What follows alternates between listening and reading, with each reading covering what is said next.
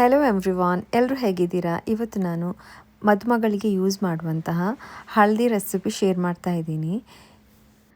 ಮದುವೆ ಟೈಮಲ್ಲೆಲ್ಲ ಹಳದಿ ಶಾಸ್ತ್ರ ಮಾಡ್ತಾರಲ್ಲ, ಆ ಟೈಮಲ್ಲಿ ಯೂಸ್ ಮಾಡುವಂತಹ ಒಂದು ಫೇಸ್ ಪ್ಯಾಕ್ ರೆಸಿಪಿ ಇದು. ಇದು ಮುಂಚಿನ ಕಾಲದಿಂದಲೂ ಇದನ್ನು ಹಚ್ಕೊಂಡು ಬರ್ತಿದ್ದಾರೆ ಬ್ರೈಡ್ಗೆಲ್ಲ.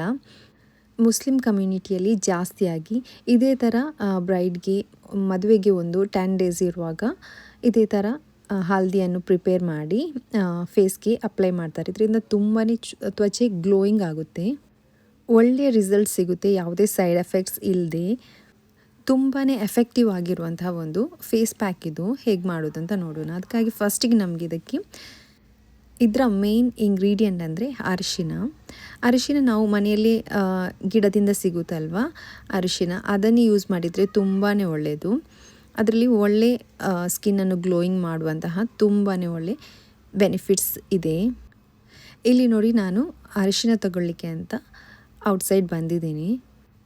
ನೋಡುವಾಗ ಸಣ್ಣದೇ ಪೀಸ್ ಅರಿಶಿನ ಇದರಲ್ಲಿತ್ತು. ಅದಕ್ಕೋಸ್ಕರ ನಾನು ಇಲ್ಲಿ ಇದಕ್ಕೆ ಆಲ್ಟರ್ನೇಟಿವ್ ಆಗಿ ಪೌಡರ್ ಯೂಸ್ ಮಾಡ್ತಾ ಇದ್ದೀನಿ. ಕಸ್ತೂರಿ ಅರಿಶಿನ ಪೌಡ್ರ್ ಮೆಡಿಕಲ್ ಸ್ಟೋರ್ಗಳಲ್ಲಿ ತುಂಬಾ ಸುಲಭವಾಗಿ ನಮಗೆ ಪರ್ಚೇಸ್ ಮಾಡಲಿಕ್ಕೆ ಸಿಗುತ್ತೆ. ವೈಲ್ಡ್ ಟರ್ಮರಿಕ್ ಪೌಡ್ರ್ ಅಂತ ಹೇಳ್ತಾರೆ, ಅದನ್ನೇ ಬಳಸಬೇಕು. ಆಯುರ್ವೇದಿಕ್ ಮೆಡಿಕಲ್ ಶಾಪ್ಗಳಲ್ಲಿ ನಮಗೆ ಸುಲಭವಾಗಿ ಪರ್ಚೇಸ್ ಮಾಡ್ಬೋದು. ನಾವು ಕರಿ ಮಾಡುವಾಗ ಬಳಸುವಂತಹ ಅರಿಶಿನ ಅಲ್ಲ, ಅದಕ್ಕೆ ವೈಲ್ಡ್ ಟರ್ಮರಿಕ್ಕನ್ನೇ ಯೂಸ್ ಮಾಡಬೇಕು ನಮ್ಮ ಫೇಸ್ಗೆಲ್ಲ ಯೂಸ್ ಮಾಡುವಾಗ. ನೆಕ್ಸ್ಟ್ ನಮಗೆ ಇದನ್ನು ಪ್ರಿಪೇರ್ ಮಾಡಲಿಕ್ಕೆ ತೆಂಗಿನ ಹಾಲು ತೆಗಿಬೇಕು. ಇಲ್ಲಿ ನಾನು 1 ಕಪ್ನಷ್ಟು ತೆಂಗಿನಕಾಯಿಯನ್ನು ಗ್ರೇಟ್ ಮಾಡಿ ತಗೊಂಡಿದ್ದೇನೆ. ಇದನ್ನು ಒಂದು ಮಿಕ್ಸಿಯ ಜಾರ್ಗೆ ಹಾಕಿ ಸ್ವಲ್ಪ ನೀರು ಸಹ ಹಾಕಿ ಚೆನ್ನಾಗಿ ಗ್ರೈಂಡ್ ಮಾಡಿ ಇದರ ಹಾಲು ತೆಗಿಬೇಕು. ಚೆನ್ನಾಗಿ ಈ ತೆಂಗಿನಕಾಯಿಯನ್ನು ಚೆನ್ನಾಗಿ ಪೇಸ್ಟ್ ಮಾಡಿ ತಗೊಂಡಿದ್ದೀನಿ. ಇದರ ಹಾಲನ್ನು ತೆಗೆಯುವ. ನೆಕ್ಸ್ಟ್ ಇನ್ನೊಂದು ಪಾತ್ರೆಯಲ್ಲಿ ನಾನು ಅರ್ಧ ಕಪ್ನಷ್ಟು ಬೆಳ್ತಿಗೆ ಅಕ್ಕಿಯನ್ನು ಹಾಕ್ತಾಯಿದ್ದೀನಿ. ಬೆಳ್ತಿಗೆ ಅಕ್ಕಿ ಹಾಕಿ ಸ್ವಲ್ಪ ನೀರು ಹಾಕಿ ಇದನ್ನು ನೆನೆ ಹಾಕ್ತಾ ಇದ್ದೀನಿ. ಒಂದು 2 ಅವರ್ಸ್ ಆದರೂ ಈ ಅಕ್ಕಿಯನ್ನು ನೆನೆ ಹಾಕಬೇಕು. ಇನ್ನೊಂದು ಕಡೆ ತೆಂಗಿನ ಹಾಲನ್ನು ತೆಗೆದು ಸಪ್ರೇಟಾಗಿ ಇಟ್ಕೊಂಡಿದ್ದೀನಿ. ಇನ್ನೊಂದು ಸೈಡಲ್ಲಿ ಅಕ್ಕಿಯನ್ನು ಕೂಡ ನೆನೆ ಹಾಕಿದ್ದೀನಿ. ಇನ್ನು ಈ ನೆನೆ ಹಾಕಿದ ಅಕ್ಕಿಯನ್ನು ಗ್ರೈಂಡ್ ಮಾಡಬೇಕು. ಮೊದಲು ತೆಂಗಿನ ಹಾಲನ್ನು ತೆಗೆಯುವ. ಕೆಲವರಿಗೆ ತೆಂಗಿನ ಹಾಲು ಯೂಸ್ ಮಾಡಿದರೆ ಸ್ಕಿನ್ ಆಯಿಲಿ ಆಗುತ್ತೆ. ಅದರ ಬದಲಿಗೆ ನಿಮಗೆ ನಾರ್ಮಲ್ ಕೌಸ್ ಮಿಲ್ಕನ್ನು ಯೂಸ್ ಮಾಡ್ಬೋದು. ಅದೇ ಥರ ಬೆಳ್ತಿಗೆ ಅಕ್ಕಿಯ ಬದಲಿಗೆ ನಿಮಗೆ ಜೀರಾ ರೈಸ್ ಬರುತ್ತಲ್ವ, ಗೀ ರೈಸ್ ಎಲ್ಲ ಮಾಡುವಂತಹ ರೈಸ್, ಅದನ್ನು ಕೂಡ ಯೂಸ್ ಮಾಡ್ಬೋದು. ಚೆನ್ನಾಗಿ ಹಾಲನ್ನು ತೆಗೆದು ತೆಂಗಿನ ಹಾಲನ್ನು ತೆಗೆದು ಇನ್ನು ಇದನ್ನು ಸೈಡಲ್ಲಿ ಇಡುವ.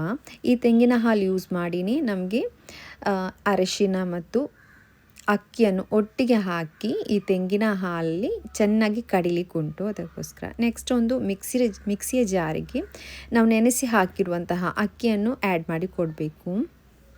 ಬ್ರೈಡಿಗೆಲ್ಲ ಯೂಸ್ ಮಾಡೋದಾದರೆ ನಾವು ಸ್ವಲ್ಪ ಜಾಸ್ತಿ ಕ್ವಾಂಟಿಟಿಯಲ್ಲಿ ಮಾಡ್ತೇವೆ, ಅಂದರೆ ಇಡೀ ಬಾಡಿಗೆ ನಾವು ಯೂಸ್ ಮಾಡ್ತೇವಲ್ಲ, ಅದಕ್ಕೋಸ್ಕರ ಫೇಸ್ಗೆ ಮಾತ್ರ ಅಲ್ಲ, ಫುಲ್ ಬಾಡಿಗೆ ಇದನ್ನು ಅಪ್ಲೈ ಮಾಡ್ತಾರೆ ಬ್ರೈಡ್ಸ್ಗೆಲ್ಲ ಮ್ಯಾರೇಜಿಗೆ 1 ವೀಕ್ ಮೊದಲು.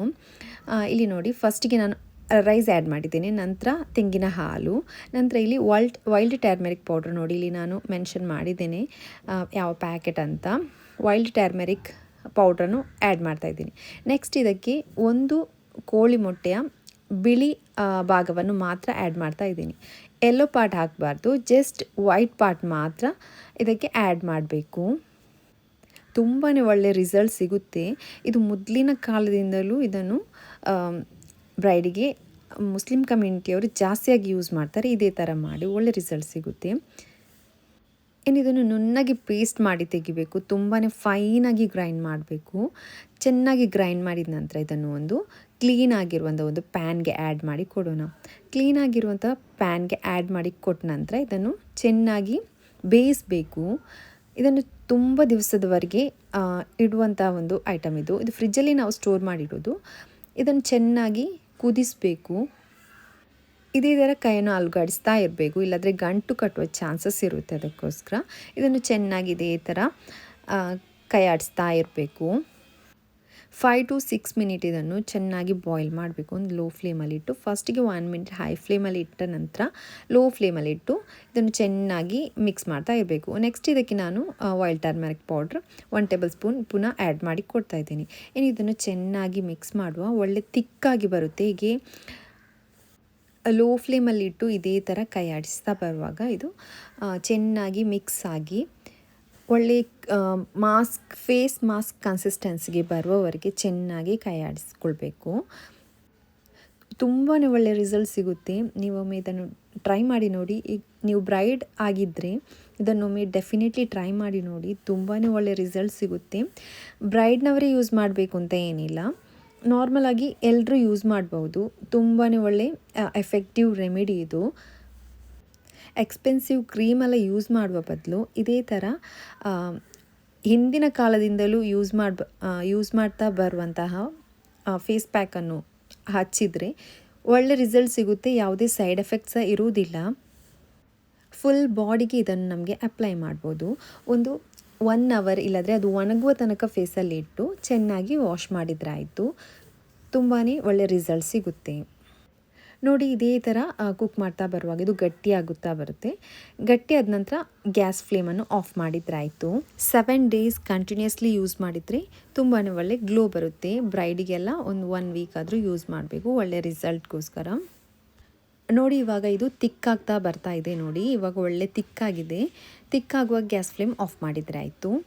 ನೋಡಿ, ಇದೇ ಥರ ಇದನ್ನು ಫ್ರಿಜ್ಜಲ್ಲಿ ಸ್ಟೋರ್ ಮಾಡಿ ನಮಗೆ 1 ಮಂತ್ ತನಕ ಇದನ್ನು ಫ್ರಿಜ್ಜಲ್ಲಿ ಸ್ಟೋರ್ ಮಾಡಿ ಇಡ್ಬೋದು. ಪ್ರತಿ ಸಾರಿ ಹಚ್ಚುವಾಗ ಸ್ವಲ್ಪ ಬಿಸಿ ಮಾಡಿ ಹಚ್ಚಿದ್ರೆ ಆಯಿತು. ನೋಡಿ, ಇದೇ ಥರ ಕನ್ಸಿಸ್ಟೆನ್ಸಿ ಇರಬೇಕು. ಇದನ್ನು ಹೋಲ್ ಬಾಡಿಗೆ ಹಚ್ಚಿ ಒಂದು ಅರ್ಧ ಗಂಟೆ ಇಲ್ಲಾಂದರೆ 1 ಅವರ್ ಇದನ್ನು ಹಾಗೇ ಬಿಡಬೇಕು. ನಂತರ ಸ್ನಾನ ಮಾಡಿದರೆ ಆಯಿತು. ತುಂಬ ಒಳ್ಳೆ ರಿಸಲ್ಟ್ ಸಿಗುತ್ತೆ. ನೀವು ಕೂಡ ಟ್ರೈ ಮಾಡಿ. ನಿಮಗೆ ಈ ರೆಸಿಪಿ ಇಷ್ಟ ಆಗಿದ್ದರೆ ಒಂದು ಲೈಕ್ ಹಾಕಲು ಮರಿಬೇಡಿ. ಅದೇ ಥರ ಚಾನಲ್ಗೆ ಸಬ್ಸ್ಕ್ರೈಬ್ ಮಾಡಿ. ಸಬ್ಸ್ಕ್ರೈಬ್ ಮಾಡದೆ ನೋಡುವವರಾದರೆ ಸಬ್ಸ್ಕ್ರೈಬ್ ಮಾಡಿ. ನೋಡಿ, ಇಲ್ಲಿ ನಾನು ಕೈಗೆ ಅಪ್ಲೈ ಮಾಡಿದ್ದನ್ನು ತೋರಿಸ್ತಾ ಇದ್ದೀನಿ. ಒಳ್ಳೆ ರಿಸಲ್ಟ್ ಸಿಗುತ್ತೆ. ಡ್ರೈ ಆದಮೇಲೆ ಇದನ್ನು ವಾಶ್ ಮಾಡಿದ್ರಾಯಿತು. ತುಂಬ ಹೊತ್ತು ಡ್ರೈ ಆದಮೇಲೆ ತುಂಬ ಹೊತ್ತು ಇಡಬಾರ್ದು. ಡ್ರೈ ಆದ ತಕ್ಷಣ ಚೆನ್ನಾಗಿ ವಾಶ್ ಮಾಡಿದ್ರಾಯಿತು. ಮನೆಯಲ್ಲಿ ಸಿಗುತ್ತೆ ಅಲ್ವಾ ಗಿಡದಲ್ಲಿ ಅರಿಶಿನ, ಅದನ್ನು ಯೂಸ್ ಮಾಡಿದರೆ ತುಂಬಾ ಒಳ್ಳೆಯದು. ಇಲ್ಲಾಂದರೆ ವೈಲ್ಡ್ ಟರ್ಮರಿಕ್ ಯೂಸ್ ಮಾಡಿದರೆ ಆಯಿತು. ಈ ರೆಸಿಪಿಯನ್ನು ನೀವು ಕೂಡ ಟ್ರೈ ಮಾಡಿ. Thank you for watching.